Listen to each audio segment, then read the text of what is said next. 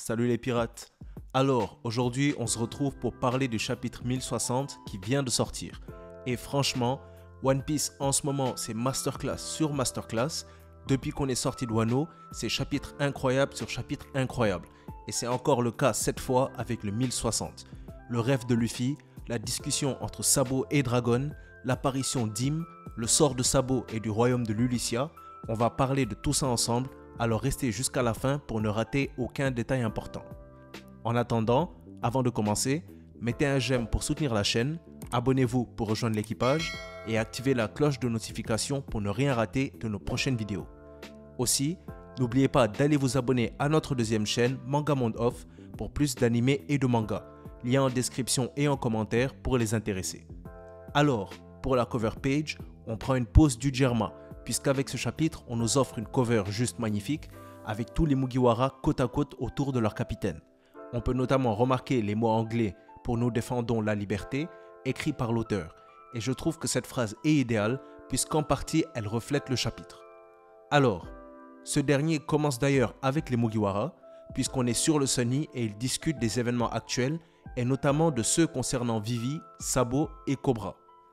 Déjà, concernant Sabo et sa présumée tentative d'assassinat, Luffy est persuadé que c'est un mensonge. Il connaît son frère et en plus c'est ce qui va nous être confirmé plus tard, mais ça on y viendra en temps voulu. Pour appuyer son innocence, à travers Luffy et Robin, l'auteur nous rappelle l'objectif des révolutionnaires, dont les cibles sont les nobles, les dragons célestes et non les rois comme Cobra.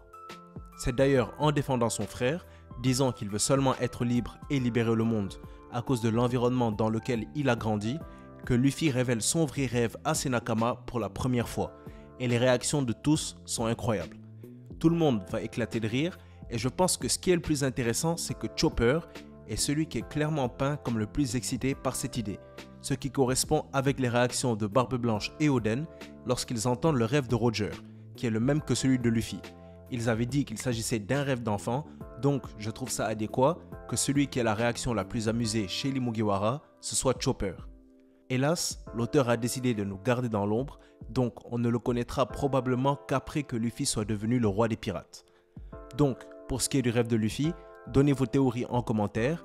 La mienne, c'est que Luffy veut rassembler le monde entier et organiser le plus grand banquet de l'histoire avec toutes les races, en une pièce ou en anglais, One Piece. Donc, donnez vos théories, je suis pressé de les connaître.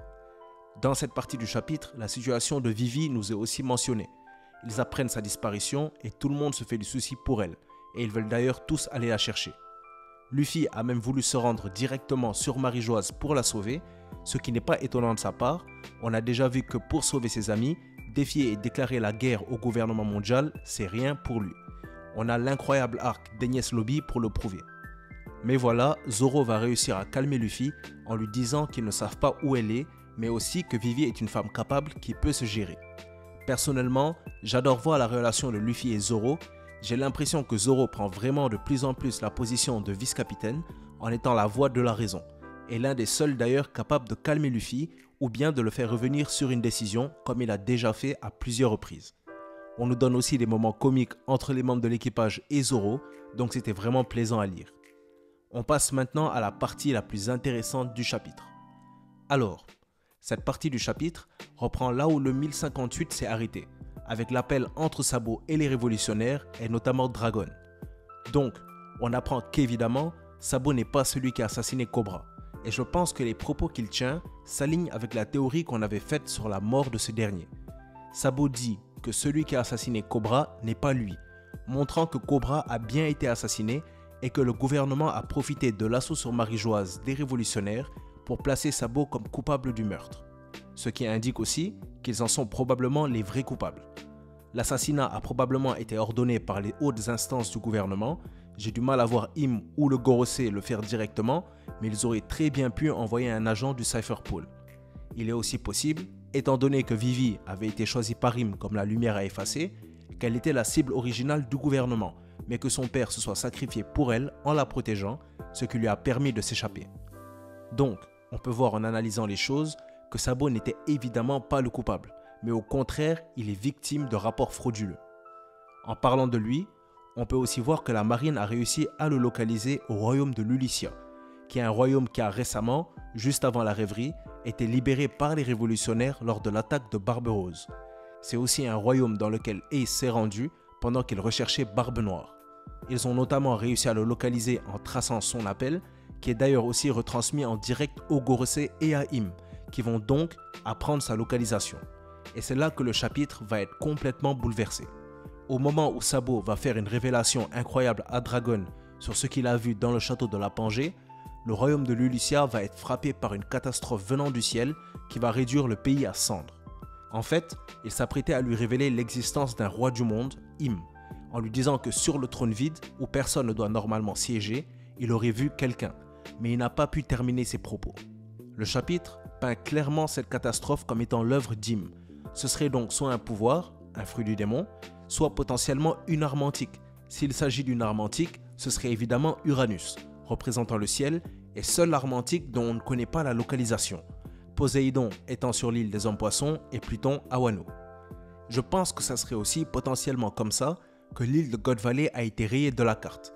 Après tout, le Gorosei insistait pendant le chapitre que le royaume de Lulusia n'existait pas, tout comme l'île de God Valley a aussi été rayée de l'histoire.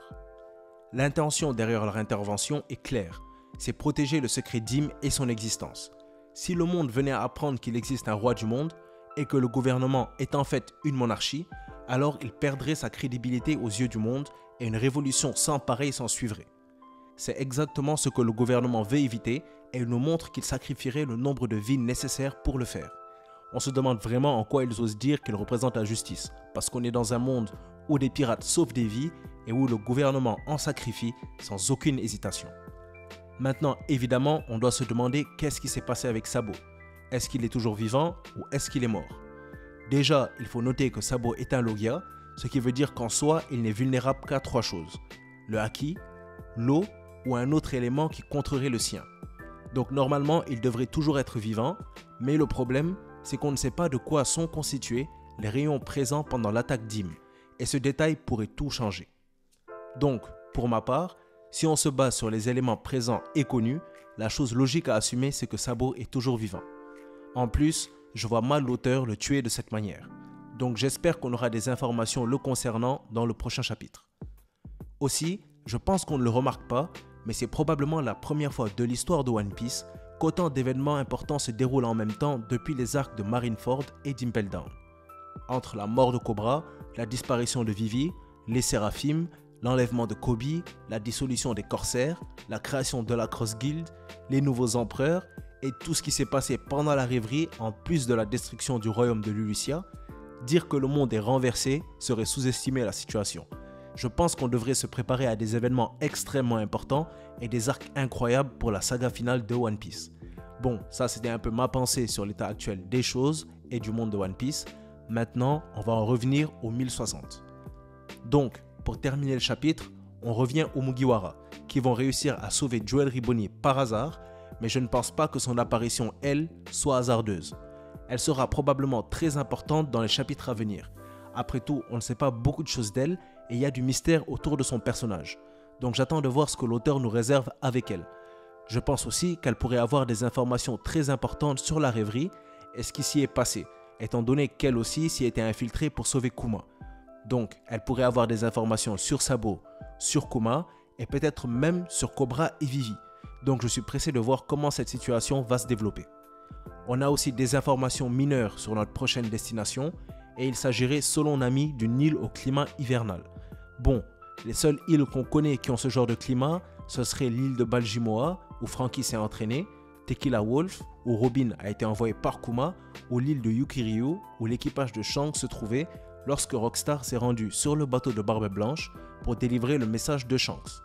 L'option la plus intéressante serait évidemment l'île de Yukiryu, mais Shanks a mentionné que ce n'était pas encore le moment pour que lui et Luffy se rencontrent. Donc, même si c'est mon option préférée, ça ne sera probablement pas celle-là. Et pour les deux autres, je ne vois aucune raison de s'y rendre. Donc ça sera probablement une île qui nous est inconnue et je me demande ce qui va nous y attendre. En tout cas, le chapitre était vraiment génial. Plein de mystères et de nouvelles intrigues, et comme on n'a pas de pause la semaine prochaine, on peut s'attendre à des réponses à nos questions. Mais avant que le prochain chapitre sorte, je veux vos avis sur le 1060. Quel est le sort de Sabo? Quel est le pouvoir d'Im? Qu'est-ce qui pourrait justifier la présence de Jewelry Bonnie? Donnez vos avis en commentaire qu'on en débatte. En attendant, si vous avez aimé la vidéo ou qu'elle vous a appris quelque chose, mettez un j'aime, n'hésitez pas à la partager, abonnez-vous pour rejoindre l'équipage et mettez la cloche pour ne rien rater de nos prochaines vidéos. N'oubliez pas d'aller vous abonner à notre deuxième chaîne Manga Monde Off pour plus d'animés et de mangas. Lien en description et en commentaire pour les intéressés. On vous attend nombreux. La vidéo touche donc à sa fin, merci d'avoir suivi. C'était Manga Monde et comme d'habitude, c'était un plaisir de faire cette vidéo pour vous. A bientôt les pirates.